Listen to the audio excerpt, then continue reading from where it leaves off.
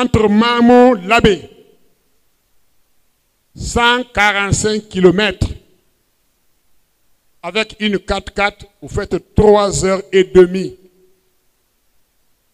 La route est complètement cassée. Vous verrez des camions remorques chargés de marchandises, chargés de denrées périssables, avec des pneus, avec des ressorts, avec des amortisseurs, cassés à tous les niveaux. Vous ne pouvez pas donner le bonheur à un pays.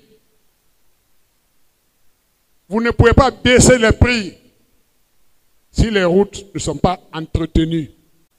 Que pendant que je vous parle, les 145 km entre Kankan et Kerewane sont pratiquement impraticables. Sur le plan économique, si vous réussissez à brancher Kankan à Kerewane, à Beila, vous avez fait la jonction entre Kankan et la forêt.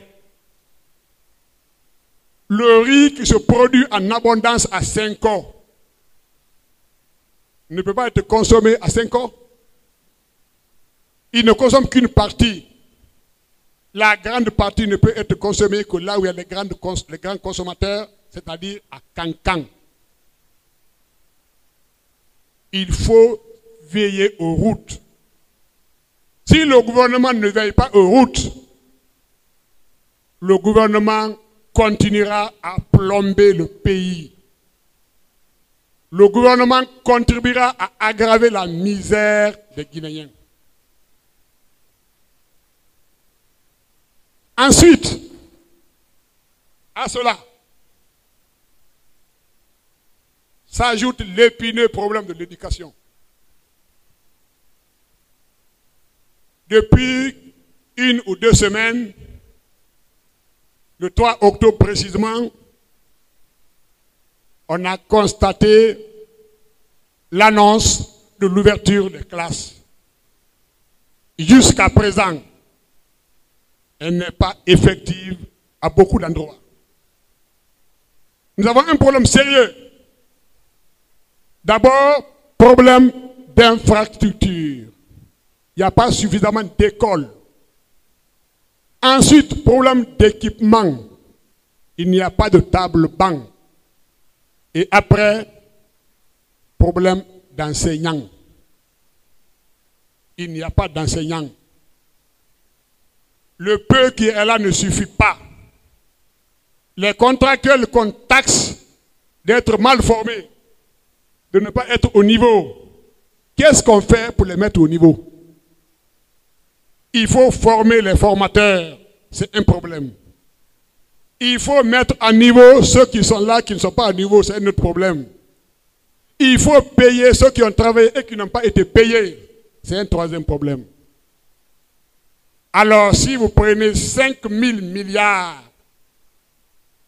sur le dépôt des pauvres citoyens dans les banques primaires, ce montant-là est à la Banque centrale. Si vous prenez ce montant pour mettre dans les infrastructures, je souhaiterais que cet argent-là serve à construire les routes, serve à équiper les écoles. Mais je sais, je doute fort, puisqu'il est annoncé dans l'arrêt du CNT de couper l'argent sur la route qui contourne la ville de Bokeh pour les infrastructures. Alors que la route de Bokeh, la contourne de Bokeh est une infrastructure importante.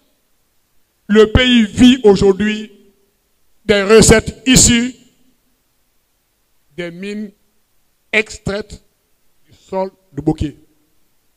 Si nous décidons d'empêcher les gens de Bokeh de profiter d'une bonne partie de ces ressources, on aura trahi Bokeh.